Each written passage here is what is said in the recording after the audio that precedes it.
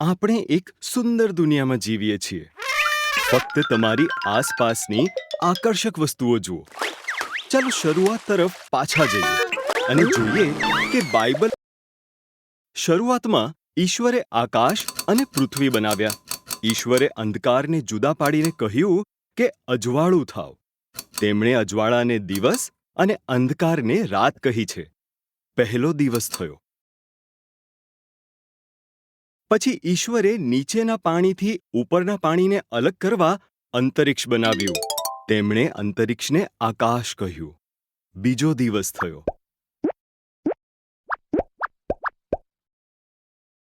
ઈશ્વરે પાણીને ભેગા કર્યા અને કોરી જમીન દેખાઈ.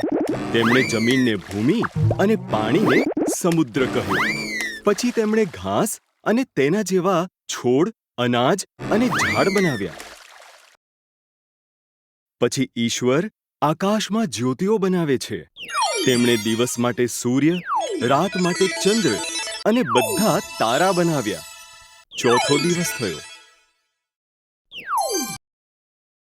ઈશ્વરે પાણીમાં માછલીઓ તરતી મૂકી અને આકાશમાં પક્ષીઓ ઉડતા કર્યા.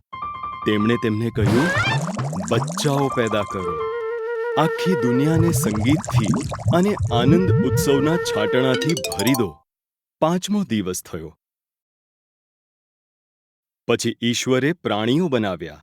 તેમણે ખેતરના પ્રાણીઓ, જંગલી પ્રાણીઓ અને એવા પ્રાણીઓ બનાવ્યા જે જમીન પર સરકીને ચાલે. ફક્ત એક બીજી વસ્તુ બનાવવાની છે. ઈશ્વરે કહ્યું, સૌથી વિશેષ વસ્તુ. તેથી તેમના સ્વરૂપ અને પ્રતિમા પ્રમાણે ઈશ્વરે પુરુષ અને સ્ત્રી બનાવ્યા. તેમણે કહ્યું, બાળકો ઉત્પન્ન કરો, દુનિયા પર અમલ કરો, માછલી, પક્ષીઓ અને પ્રાણીઓની સંભાળ રાખો. પછી ઈશ્વરે તેમણે બનાવેલી દરેક વસ્તુ પર નજર નાખી. તે ખૂબ સારું છે, તેમણે કહ્યું. તેથી સાતમા દિવસે તેમણે આરામ કર્યો અને તે દિવસને વિશેષ બનાવ્યો. સાતમો દિવસ થયો.